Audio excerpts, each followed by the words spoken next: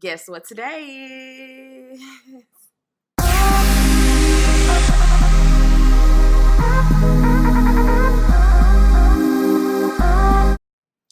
Today's Main Monday is another street edition. You guys like these and I love doing them.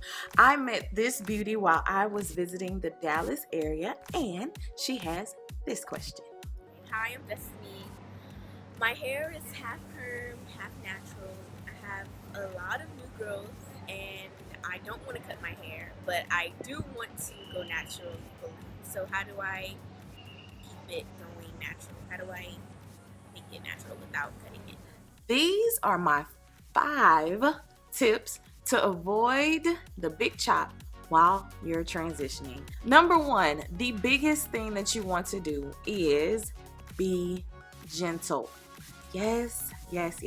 As you transition, you're dealing with two different types of hair texture. So you really need to be gentle to your hair. So when you're shampooing and you have to detangle, start from the ends and very gently with a wide tooth comb and ideally some form of conditioner on there. And you want to enhance your conditioner a little more as well by adding different oil drops, so that you can gently allow the comb to slip through your hair and you don't have to force it, because where the two textures meet, that point is the weakest. So you really need to take the time to be extremely gentle with your two textures as you transition, so that you will keep the length that you're trying to keep while you transition and your new hair, your new growth comes in and your natural hair starts to develop more. And the more coily your natural hair will be a little more challenging for you, but it can happen. You just have to be gentle. Please be gentle. Number 2, you want to start to trim your ends as you go.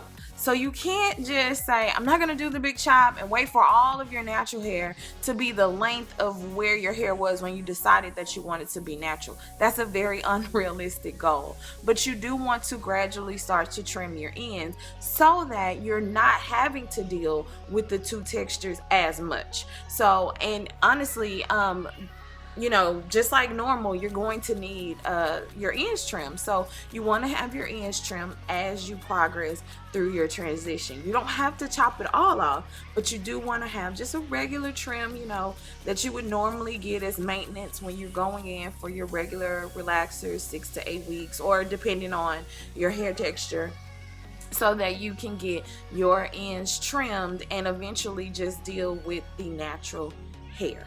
Okay. And number 3 is going to be sets. If you're not going to wear your hair extensions like sew-ins and what I call personality pieces, or braids or twists or anything like that, you want to do sets. Yes, those are going to be your friends. I'm talking roller sets. I'm talking flexi rod sets, Bantu knot sets, 2-strand twist out sets, braiding sets, all of those things, because these are the things that will allow your hair to look almost seamless, so that there will be no point of demarcation between your natural hair and your relaxed hair.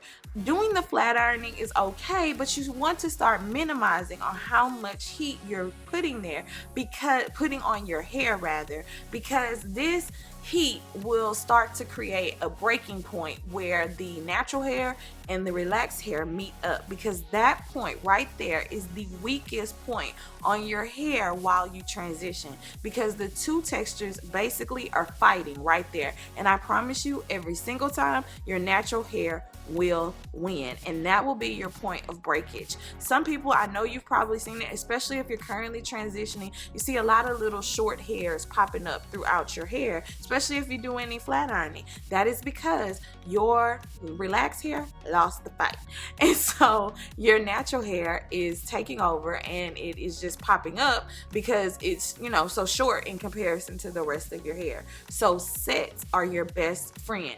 These sets are things that you need to think about when you think about your texture. So your sets need to be something that go along with your texture. And the best way to find out the best set for your texture is going to be our magic word here on Mane Mondays, the consultation. Yes, the consultation, it didn't go anywhere, is going to be your best friend for figuring out the type of set that will work best for your hair as you transition, because you need to know what is going to work really well with your hair texture that'll give you some longevity in wear and lifestyle and all of that good stuff. And you don't have to necessarily do the protective styling like braiding or the hair extensions, personality pieces, sets. Okay, sets, sets. That's number 3. Now, because you're dealing with the 2 textures, your very best friend, especially if you're going to be a curly girl anyway, are deep conditioners, and ideally deep conditioners that have moisture. So you're looking for deep conditioners that will enhance the moisture in your hair. Curly hair doesn't really run the gambit on having an issue with protein. However, it does need moisture, and it needs moisture all the time. So it doesn't matter if you think, oh, my hair, no, it's always dry. Curly hair is always dry. So you have to put the moisture and impart the moisture back into your hair. And the best way to do this is deep conditioning. This deep conditioning needs to happen pretty much every time you shampoo your hair. You need to do a deep conditioner if you are transitioning. That is going to be your very best friend. And on top of that, you need to keep your hair moisturized while you're styling. So deep conditioning and moisturizing, those are going to be the best friends for your transitioning hair. Deep conditioning and moisturizing. And number 5, and I probably should have made this number 1, but the number 5 top tip for transitioners who do not want to do the big chop is don't put a time limit on this transition. Don't say in 2-3 months I'm gonna chop off my hair. No, because realistically that is not going to be a length that you are comfortable with. A lot of times people don't do the big chop because they're not comfortable with having the shorter hair, because a big chop means you have like no hair, like what a man traditionally would walk around with, or a teeny weeny afro, and that's just not something that a lot of people are confident enough, or comfortable, let me say that, are comfortable enough to rock. And it's okay, you know, because some people's facial features don't support a teeny weeny afro. Some people just aren't that bold, and that's okay. You know your lane, so stay in your lane. And the best thing to do is to just not put a time limit on it. Just let it happen. Get the trims, keep your hair deep conditioned and moisturized, you know, be gentle, and use your sets and protective styling to when you get to your natural length that you're comfortable with, then you can go ahead and say sayonara to those relaxed ends. So I hope this helped you in knowing how to transition.